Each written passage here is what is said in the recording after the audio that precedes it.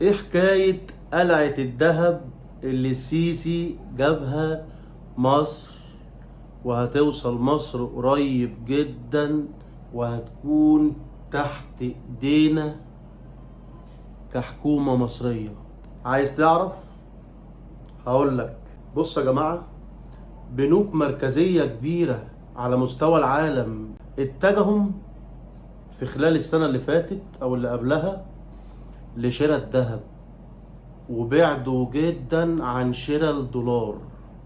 بيتحوطوا بالذهب. كل اللي معاه دولارات كتيرة في البنوك عنده بيشتري بيها ذهب احسن ما يبقى سايبها فلوس. كده كده الفلوس كعملة قيمتها بتقل عبر الوقت، فانا ليه ما اشتريش ذهب؟ طب قول لنا يا عم، ايه حكاية القلعة بتاعت السيسي اللي جابها من امريكا وبقت تحت ايده؟ هقول لك. الموضوع ابتدى هنا من ساعة ما حرب روسيا واوكرانيا ابتدت، وابتدى العالم يقلق. طبعا كل العالم شايف الحرب داخلة على حرب عالمية تالتة. طب يعملوا ايه؟ بيتحوطوا بالذهب. طب وبعد ما اتحوطوا بالذهب وعدى سنة وعدى 2 عن الحرب الروسية الأوكرانية، طب ايه اللي ممكن يتم؟ طبعا العالم اللي له ذهب عند الأمريكان وعاين ذهبه في أمريكا، زي مصر، زي الصين، زي اليونان، زي تركيا، زي أي بلد في العالم شارية ذهب وحطاه في المخازن الأمريكية. طبعا زي ما أنا قلت لكم، بعد الحرب ما بتاعت الروسية اتطورت وابتدت روسيا تقتحم أراضي أكبر في أوكرانيا وتسيطر على مثلا 25% من الأراضي الأوكرانية.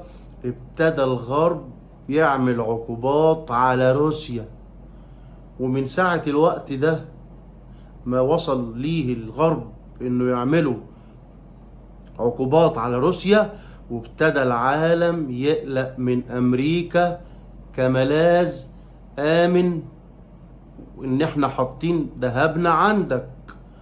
طب ما كده ممكن اي هكة ولا هكة تعمل عليا كدولة عقوبات وتاخد الذهب بتاعي وتاخد فلوسي. انا عايز اقولك ان امريكا عاملة عقوبات على روسيا معدية ال2 تريليون دولار عقوبات،